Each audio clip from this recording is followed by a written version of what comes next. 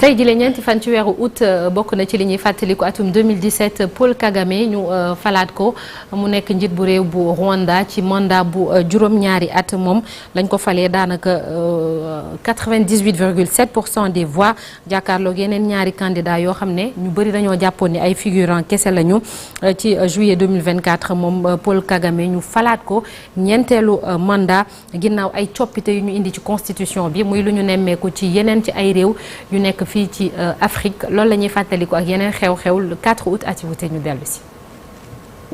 4 août 2020 ay taalibe kilifa diine bi di Serigne Moustapha Sy ñoom nag dañoo dem saccagé locaux yi nga xamante ni fa la journal bi Les Échos nekk li ko waral nag mooy taalibe ñoom dañoo gis ni daal yéenekaay bii di Les Échos dafa fësal ci xëtam gu njëkk ni seen guide bi di Serigne Moustapha Sy daal dafa am jàngoroy Covid-19 te nag njiitu PUR bi nag jamono jooju dañ ko hospitalisé woon fii ci Ndakaaru information boobu nag dafa naqadi woon loolu taalibe Serigne Moustapha Sy. 4 août 1983 coup d'état militaire moo amoon ca Haute-Volta garnison de Pau ñoom nag dañ fay mujjee teg Thomas Sankara ci nguur gi fekk jamono jooju nag mi ngi amoon fanweeri at ak ñett benn at nag ba mu jàllee ci la Thomas Sankara ba muy jël nguur gi si la nag soppi turu réew ma tuddee ko Burkina Faso la patrie des hommes intègres muy 4 août atum 1984 Thomas Sankara nag moom ab anti-impérialiste la woon révolutionnaire panafricaniste moom nag dina def ci nguur gi lu toll ci ñeenti at bésu 15 octobre atum 1987 Thomas Sankara nag dinañu ko rey ci ndigalu njagañaaleem bi di Blaise Compaoré moom sax nag moo koy mujjee uutu ci boppu réew mi. 4 août 2020 ñaari explosion yu mag nag la ñu seetlu ca port bu Beyrouth réewu Liban bés boobu nag ay tonnu nitrate d'ammonium yu nu dencoon ca benn hangar bu nekk ca port bu Beyrouth moom mooy nag éclaté maanaam tàkk ba jeex indi fa ay dégâts yu metti muy dégâts humains ak matériel bilan ba nag lu toll ci 235 doomi aadama dinañu ci faatu 6500 jële ci ay gaañu-gaañu 300 000 personnes nag dinañu mujjee nekk ay sans-abri ba ci sax 77 000 bâtiments maanaam ay kër ak it ay bërëb ñu mujjee yàqu daanaka nag ba at jàllee ba ñu ko xayma dégâts yi nag yegg na ba 2700 milliards ci suñuy koppar mu bokk nag ci explosion non nucléaire yi gën a graaw ci àdduna bi. 4 août 1954 si la ñuy signé décret bi tax nag ñu sos parc national du Niokolo-Koba digganteem ak Ndakaaru nag def na 650 kilomètres ma nga féete ca région bu Tambacounda nekk nag ca wetu frontière ak réewu Guinée Niokolo-Koba nag ab réserve la woon bu ñu jagleeloon chasse atum 1926 laata muy nekk forêt classée atum 1951 laata tamit muy nekk réserve faunique atum 1953 waaye atum 1981 parc Niokolo-Koba nag si lañu ko dugal ci liste patrimoine mondial bu UNESCO waaye atum 2007 nag parc ba dafa amoon ay jafe-jafe rawatina ak li ñuy woowee braconnage moo tax nag UNESCO dugaloon ko ci liste patrimoine mondial yi nekkoon en péril waaye nag dafa mel ne coppite am na si ndax situation bu parc bi dafa gën a defaruwaat moo tax nag mujjee nañu ko génn ci liste boobu atum 2024. 4 août 2012 équipe bu Sénégal lañu éliminé ca quart de finale bu tour soirée yi nag dinañu mujjee dem prolongation donte nag defoon nañ parcours bu am solo foofu ca Jeux olympiques U23 yi nag dinañu mujjee ñibbisi fii ci Sénégal ak défaite. ñu taxaw 4 août 2017 ca Rwanda Paul Kagame lañu falaat njiitu réew ma ak mandat wu juróom-ñaari at moom nag moo nekkoon favori bi ci élection présidentielle ña nga ko falaate ak 98,7% des voix naka noonu juillet atuma 2024 Paul Kagame nag dañu ko falaat ca bopp réew ma mu nekk nag 4e mandaawam ginnaaw ba mu fa defee ab révision constitutionnelle njiitu parti bi di Front Patriotique Rwandais muy Paul Kagame moom nag la ñuy woowee l'homme fort du Rwanda ndax nag def na ci bopp réew mi lu toll ci fanweeri at ak benn ci réewu Togo tamit muy Faure Gnassingbé moom mi ngi jiite réew ma atum 2005 ba léegi moom it dafay fowee constitution ba ngir gën faa mën a yàgg Cameroun tamit desul ginnaaw ndax kii di Paul Biya am 92 ans moom nag def na ñeent fukki at ak ñaar ca bopp réew ma mi ngi bëgg a def 8e mandat Côte d'Ivoire tamit desul gannaaw ndax Alassane Ouattara am 83 ans moom nekk ca bopp réew mi atum 2011 ba nigi ni moom it dafa fas yéene def ñeenteeli mandat moo tax ñu bëgg a xam lan moo waral suñu président africain yi bëggu nguur lool kaaw Faure Gnassingbé Alassane Ouattara ba ci sax putschiste yi bokk ci alliance des états du Sahel ndax nag du risque ñu gën a law fii ci Afrique wala sax ndax mënuñu ko jàppee ab recul démocratique. jamono ji bu ñu xoolee bu baax li xew Afrique mooy président yi fi nekk ci dëkk yu bëri comme Côte d'Ivoire, Togo, Guinée équatoriale, Congo Brazzaville c'est des volontés affichées yoo xam ne bëggatuñu génn pouvoir bi dañu bëgg a téye réew mi et loolu dafa am jeexantal boo xam ne baaxul ci démocratie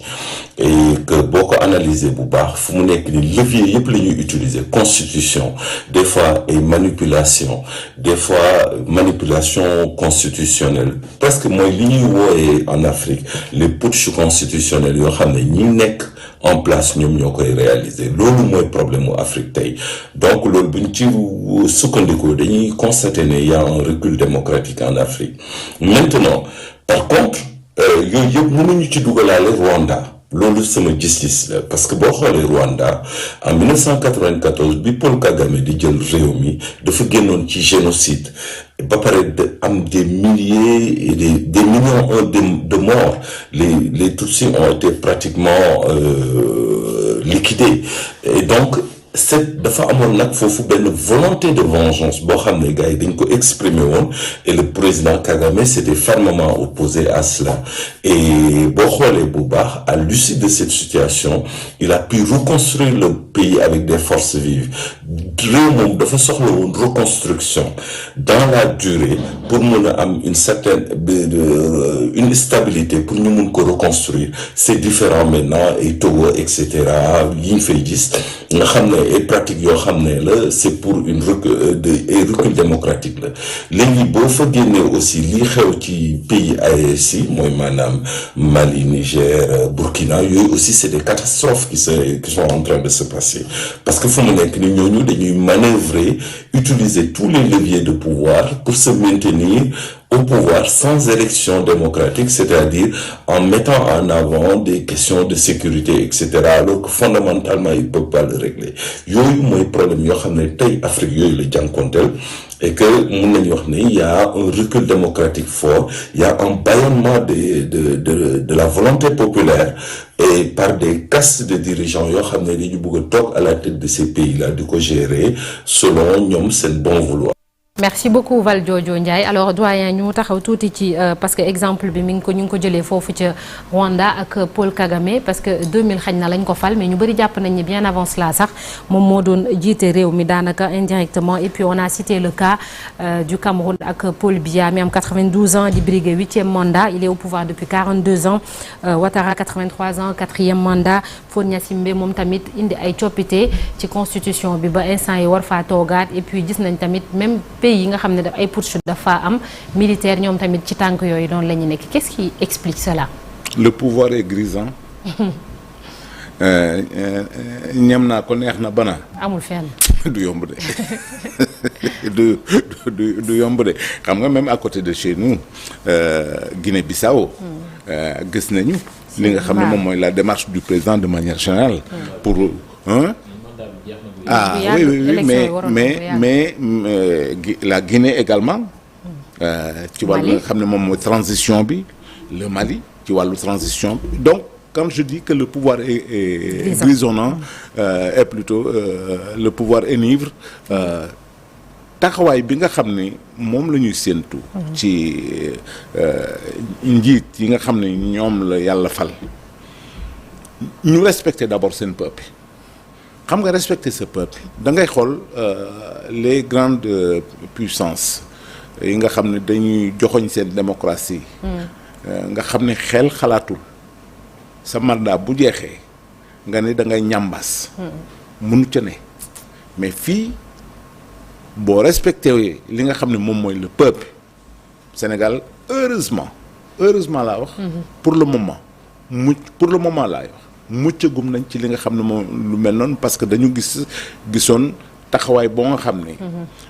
askan wi ci boppam ne laisse pas faire évidemment société civile bi jàppale leen ci ak démarche yi nga xam ne moom la yenn politique yi am ba basculer guñu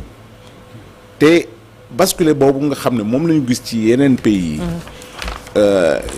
quand tu prends le Togo mais 1965 ba léegi ñoom ñoo nekk au pouvoir c'est le père avec son père c'est le père c'est le père EADMA nga xam ne moom ñi nga xam ne ñoom ñooy français yi sax lay wax ni ñoom ñoo bousculer woon le pouvoir qui était en place ba moom le père. d'accord mu mën a toog. mu mën a toog doom ji ñëw nag ne am naa samay lalin ak li nga xam ne moom mooy samay pexe. xam nga même Rwanda bi nga xam ne moom la ñuy jël. te le président Kagame une main de fer moom la yore la nga xam ne moom mooy réew mi. ñu ni pour comme dañoo génn ci guerre. il faut ñu mën a jox askan wi li nga xam ne moom mooy encadrement. ba nga xam ne dootuñu mën a basculer tu jëm ci loolu. mais Rwanda ngi ci guerre. fi ñu toll nii. kon ce qui est inacceptable. oui acceptable. mooy taxawaay bi nga xam ni moom la ONU amee parce que loolu daf ko war a encadrer moom it pour que les dérives autoritaires ne puissent pas être perpétuées. d'accord te loolu buñ ci góorgóorloo je pense que avancé mun naa am ci li nga xam ne moom mooy suñu réew. d'accord merci beaucoup merci doyen on passe tout de suite au journal ñu tënk ko.